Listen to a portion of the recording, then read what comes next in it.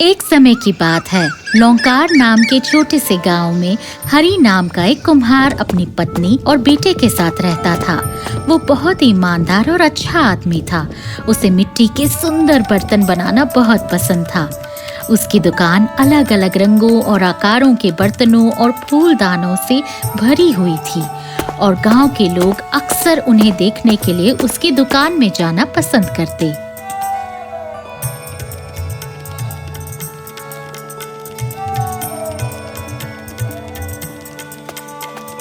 नमस्ते अंकल, मुझे ये वाला बर्तन खरीदना है जो आप बना रहे हैं। अरे ये वाला? नहीं, ये बेचने के लिए नहीं है। इसे मैं अपने बेटे के लिए बना रहा हूँ। उसकी शादी होने वाली है ना। ये बहुत सुंदर है। चिंता मत करो, मेरे पास एक ऐसी चीज है जो तुम्हें बहुत पसंद आएगी। रुको, मैं अभी आया। हरी ने जाकर एक सुंदर सा बर्तन उठाया जिस पर चारों तरफ फूल थे। ये इसे पसंद आएगा। ये लो। अरे वाह, ये तो बहुत सुंदर है। Thank you uncle. कोई बात नहीं बेटा। अरे ये क्या? तुमने मुझे 20 सिक्के दिए हैं। इस बर्तन की कीमत सिर्फ 5 सिक्के हैं। ओह, बहुत बहुत शुक्रिया अंकल, आप कितने ईमानदार हैं। शुक्रिया बेटा। और फिर हरी फिर से अपने बर्तन बनाने लग गया। बर्तनों को पेंट करने का काम पूरा करके वो अपने घर चला गया। उसका घर बेटे की शादी की खुशी की तैयारियों में सुंदर फूलों से सजा हुआ था। उसकी पत्नी और बेटा बाहर के कमरे में बैठे थे और अपने रिश्तेदारों से बातें कर रहे थे। कमरे में भरी खुशी और अपने बेटे के चेहरे पर बड़ी मुस्कान देखकर हरी ने अपने बेटे के लिए कुछ खास करने का सोचा। शादी होने के बाद मैं अपने बेटे और बहू को एक तोहफा दूंगा। मैं उन्हें हाथी पर बिठाकर पूरे गांव की सैर करवाऊंगा।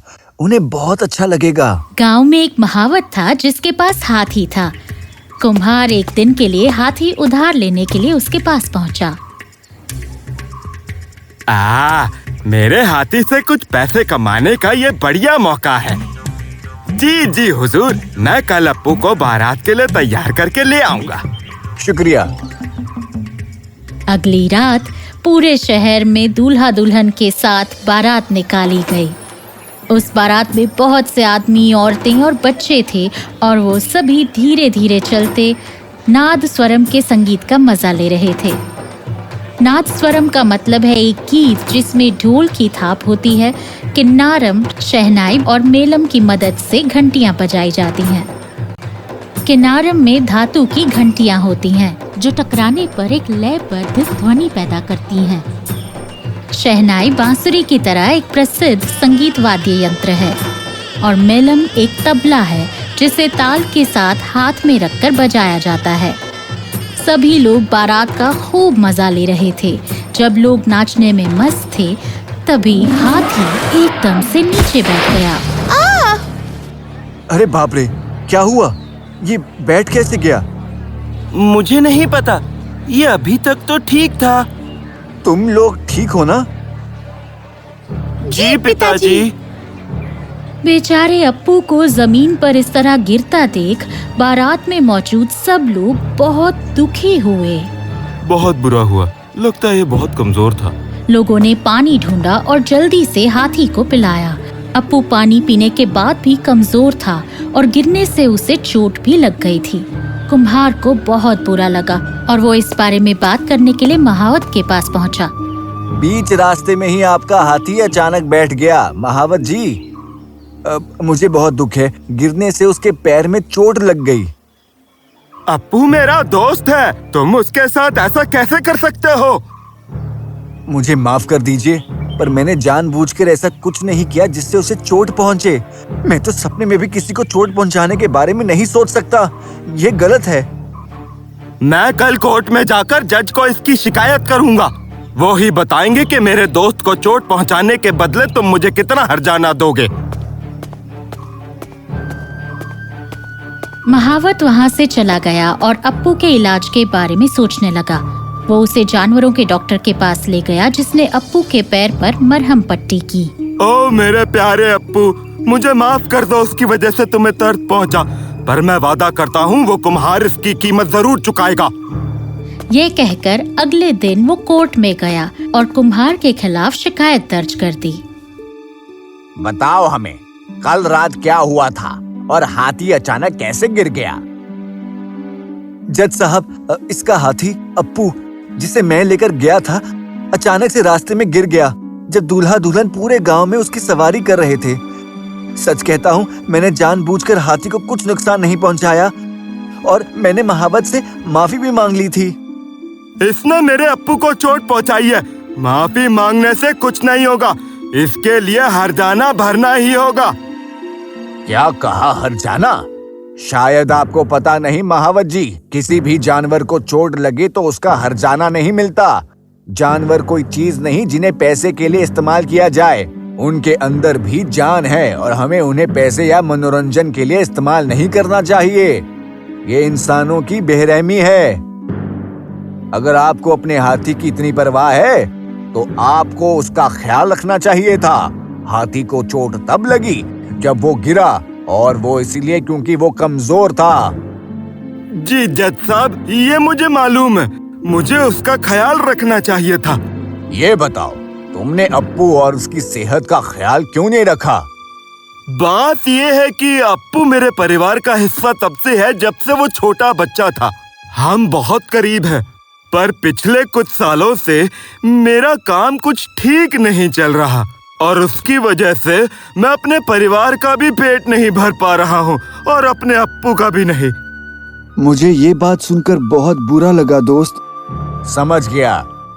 तो मेरा फैसला ये है, मिस्टर हरी, आपको ये अदालत रिहा करती है क्योंकि आपने हाथी को जानबूझकर चोट नहीं पहुंचाई।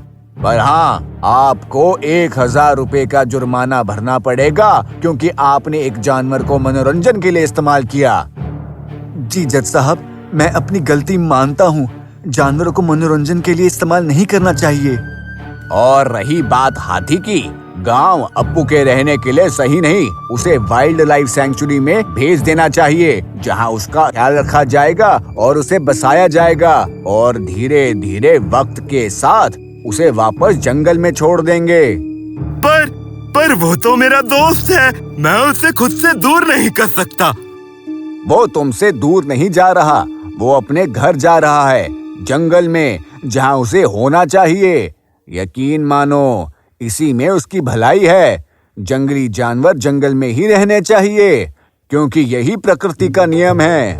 और जब हम इंसान उनकी जमीन पर कब्जा कर लेते हैं तो हम सिर्फ उनका घर ही नहीं छीनते बल्कि ग्लोबल वार्मिंग को बढ़ावा देते हैं, जिसकी वजह से बहुत से जीव जंतु विलुप्त हो रहे हैं।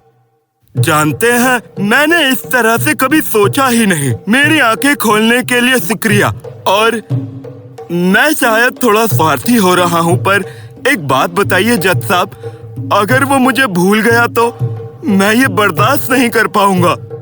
मेरे बच्चे, यही तो हाथियों की खासियत है, वो कभी भी कुछ नहीं भूलते। महावत मान गया।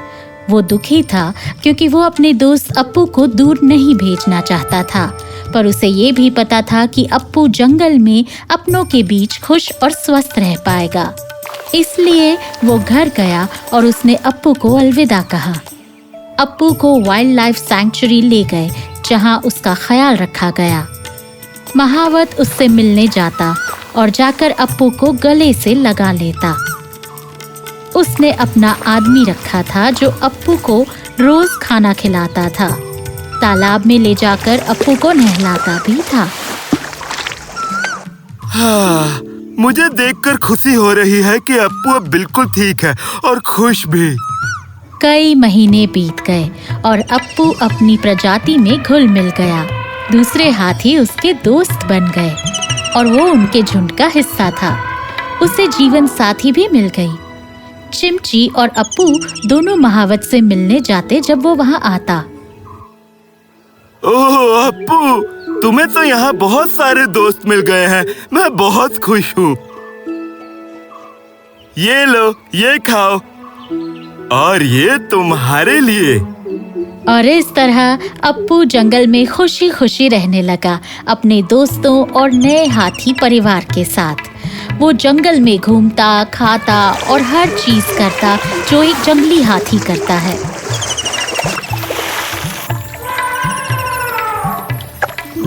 और दूसरी तरफ महावत, उसके और हरी के बीच बहुत गहरी दोस्ती हो गई और वो मिलकर गमले बेचने लगे। महावत हाथी के आकार के गमले बनाकर बेचता, पूरे गांव वालों को ये बताने के लिए कि जानवरों को प्यार से रखना चाहिए, उनके साथ बेरहमी से पेश नहीं आना चाहिए। इस कहानी से हम यही सीखते हैं कि जानवर अपने प्राकृतिक घर में ही खुश रह सकते हैं और अगर आप सच में उनकी मदद करना चाहते हैं तो बस उन्हें प्यार दें। प्यार की कोई कीमत नहीं होती और दुनिया का हर रत्न उसके आगे फीका है।